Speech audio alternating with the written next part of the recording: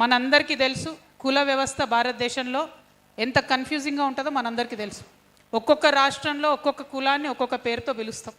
ఉదాహరణకు నేను వెలమ కమ్యూనిటీ, తెలంగాణలో నేను ఓసీ, మహారాష్ట్రలో నేను ఎస్సీ, ఆంధ్రప్రదేశ్లో నేను బీసీ.